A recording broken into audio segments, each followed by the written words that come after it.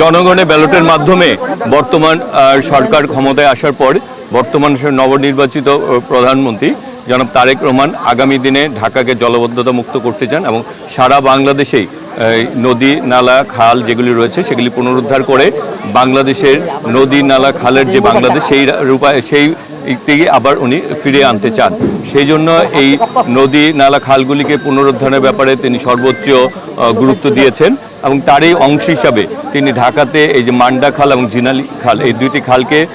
কিভাবে তার পূর্বের অবস্থায় নিয়ে যায় এবং এটাকে কিভাবে সৌন্দর্য বৃদ্ধি করা যায় সেই কাজগুলি তিনি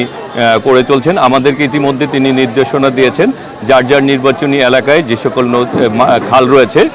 সেই খালগুলিকে বর্তমান অবস্থা আমরা যাতে পর্যবেক্ষণ করে সেই ব্যাপারে আমাদের মাঝে আপনারা দেখেছেন এই জোনের যারা ইঞ্জিনিয়ার দায়িত্বরত নির্বাহী প্রকৌশলী এবং তত্ত্বাবধায়ক প্রকৌশলী যারা রয়েছেন তারা এখানে উপস্থিত রয়েছেন। তারা ইতিমধ্যে এটিকে নিয়ে কীভাবে এটি বাস্তবায়ন করা যায় সেই কাজগুলি শুরু করে দিয়েছেন এবং বর্তমান সরকারের যে আগামী দিনে এই খালগুলি পুনরুদ্ধার করে ঢাকাকে জলাবদ্ধতা মুক্ত করার জন্য যে উদ্যোগ সেই উদ্যোগকে এগিয়ে নেওয়ার জন্য ইতিমধ্যে আমরা পরিকল্পনা হাতে নেওয়া হচ্ছে এবং অচিরেই আমরা এলাকার মানুষও চাই আমরাও চাই এগুলি পুনরুদ্ধারের মাধ্যমে এলাকার সে অতীত সৌন্দর্য ফিরে আসুক এবং জলাবদ্ধ ঢাকা গড়ে উঠুক। যারা যেগুলো অবৈধভাবে দখল আছে সেগুলো উদ্ধার করবেন এবং যারা অবৈধভাবে দখল করে আছে আসলে যারা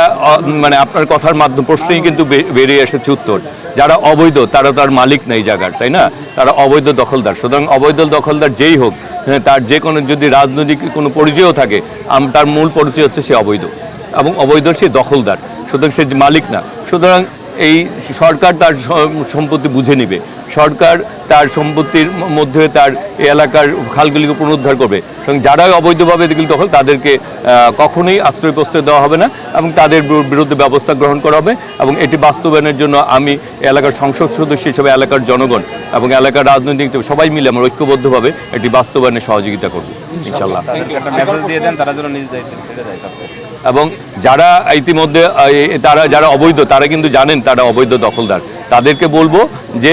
তারা যাতে অচিরেই তাদের সেই জায়গাগুলিকে দখলদার মুক্ত করে তারা যাতে নিজেদের এই যে বিভিন্ন দখল করে যে জায়গায় স্থাপনা রয়েছে সেগুলি যাতে তারা সরিয়ে নিয়ে যায় নিজেদের উদ্যোগে, এটিও আহ্বান জানাচ্ছি তাদের প্রতি।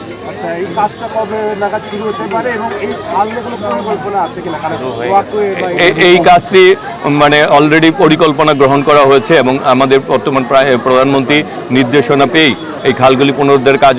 শুরু হয়ে গেছে। এগুলির বাস্তবায়নে আপনারা অচিরে ঈদের পরে আপনারা এগুলির বা